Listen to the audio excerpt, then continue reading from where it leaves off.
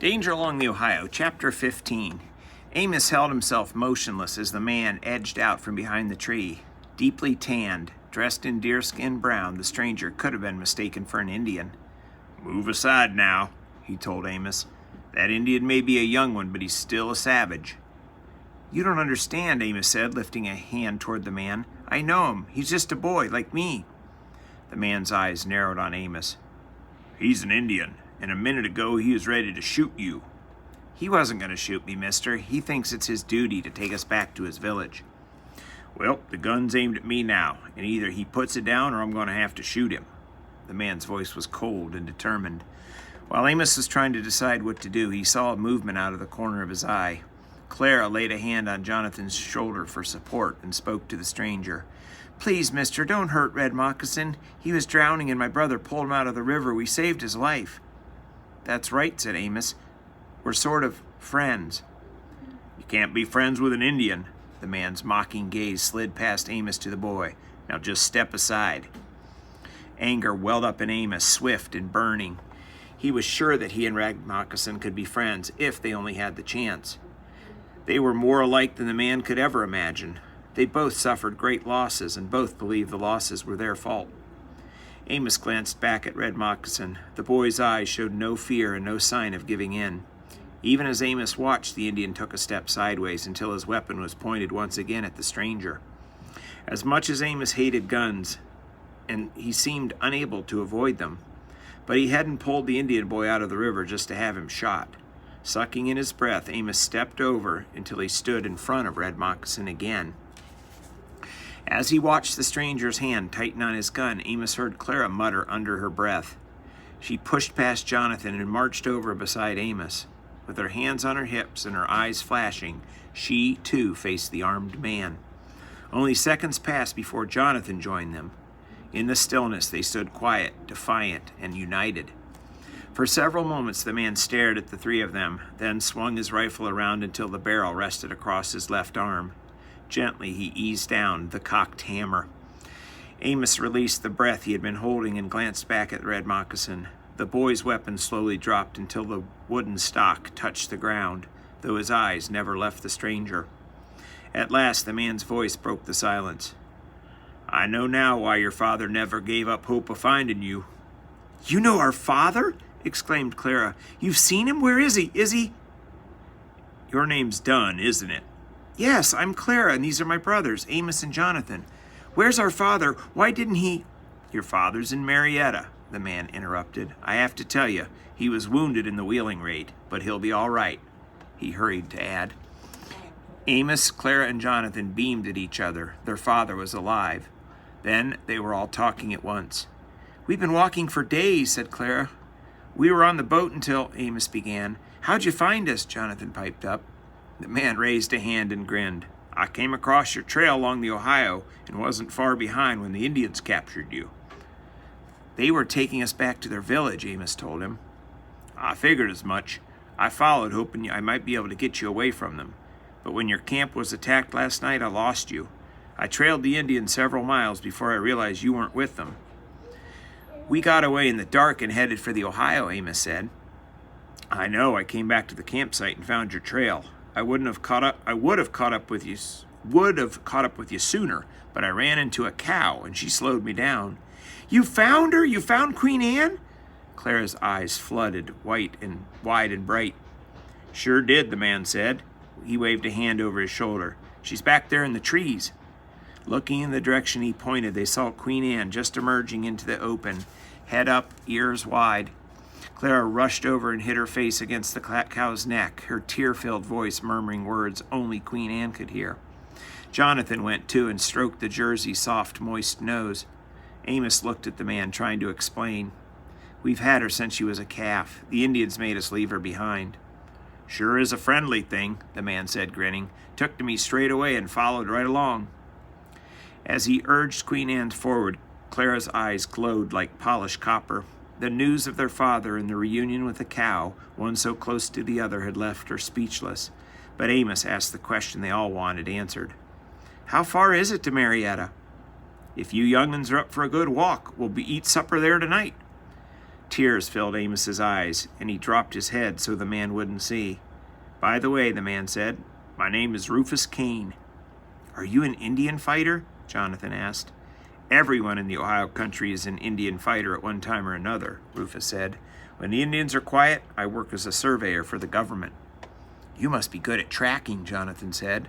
"Oh, I've had a little practice," Rufus replied with a grin. He turned to gaze at Red Moccasin leaning against a tree. "That young Shawnee's probably twice as good at tracking as I am. They start learning as soon as they can walk."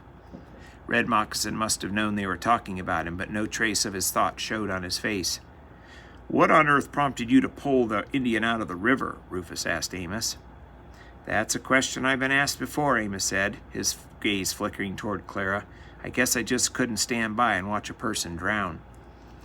"You'll have to be careful who you befriend here in the Ohio country. There's no Indian that can be trusted." Amos didn't want to argue with Rufus Kane, but he didn't doubt for a minute that he could trust Red Moccasin. He wished he could speak Shawnee, tell the boy he was sorry about his grandfather. I'd like to tell him how his grandfather helped me, Amos thought. He turned back to Rufus. "Do you speak Shawnee?" "Never had a chance to learn," the man said. "Every time I meet up with a Shawnee, he's pointing a gun at me." Amos's gaze swung back to Red Moccasin. The dark eyes met Amos's as unreadable as ever, but the stony expression didn't intimidate Amos. He knew why the boy distrusted white people. If they had more time, he was sure he could make Red Moccasin understand that they were alike in many ways. Maybe one day he could even tell the boy about Simon, but time had run out. "I reckon the best thing to do is let your Shawnee friend go back to his village," Rufus said to Amos. "Can you make him understand?"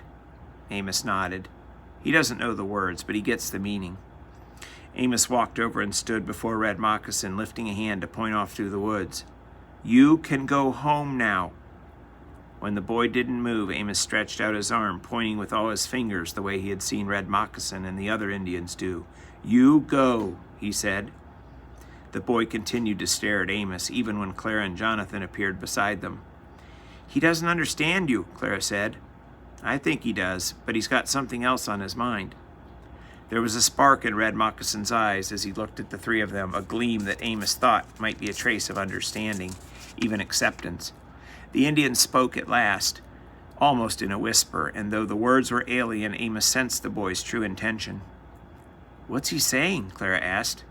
"I believe he's thanking us for saving his life." "Well, it's about time," Clara said. Amos smiled at her remark, his eyes still on Red Moccasin. A twitch of the Indian boy's lips told Amos that he understood Clara's wry comment, but chose to ignore it. Just then, the boy bent down and pulled something from the top of his moccasin. Amos's eyes widened. It was his marble pouch. The marbles were still inside. He could hear them rattling together. Red Moccasin handed him the pouch. "How did he get that?" Clara asked. "Someone took it from me when we were first captured," Amos said. "I never thought I'd see it again." He grinned at Red Moccasin. "I thank you. I don't know how you ended up with it, but I thank you for giving it back." Rufus stepped over beside Amos. "The Shawnee rarely give back something they've taken from you. This boy honors you, Amos." "I wish I could tell him.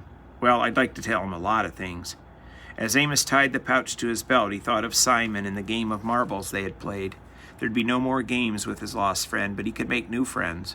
He loosened the drawstring and, reaching in, curled his fingers around Simon's green agate shooter. Its touch no longer burned. When he pulled it out and lay it in his open palm, it was cool and smooth and bright. Amos looked up at Red Moccasin and smiled, then reached out the hand holding his shiny gift. There was surprise in Red Moccasin's face, but it soon gave way to a hint of a smile. He took the green marble from Amos's hand, locking his fingers tightly around it. For a moment, his closed hand rested against his chest. Then he raised it upright at his shoulder. It was a gesture of thanks, Amos guessed, but it was also a farewell and something more. Respect, maybe. Then, cradling the rifle in one arm, Red Moccasin turned and walked off. As Amos watched him fading away through the woods, he knew the boy would not look back. He had said his goodbye, and now his thoughts were turned toward his home. He still walked with a limp, but Amos was confident he would make it back to his village. After all, he knew these woods. Amos wrapped a hand around the marble pouch. In returning the marbles, Red Moccasin had opened the door between them. Maybe in giving him Simon Shooter, Amos had planted a seed of friendship. He hoped it would take root. He sent a single fervent thought winging after the Shawnee. If ever we should meet again, Red Moccasin, I intend to greet you as a friend. I reckon we should get going, Rufus said. The sun's got a head start on us. Let's hurry, Clara said, nudging Jonathan ahead of her. I thought you were sick, Jonathan said. All of a sudden I'm better, his sister replied, her eyes sparkling with a familiar, sassy gleam. They set off in a single file, Jonathan beside Rufus Kane, then Clara leading Queen Anne and Amos last. Once more they were headed for Marietta, Amos thought, but now they had a guide. They were safe and free, and they'd see their father before the sunset.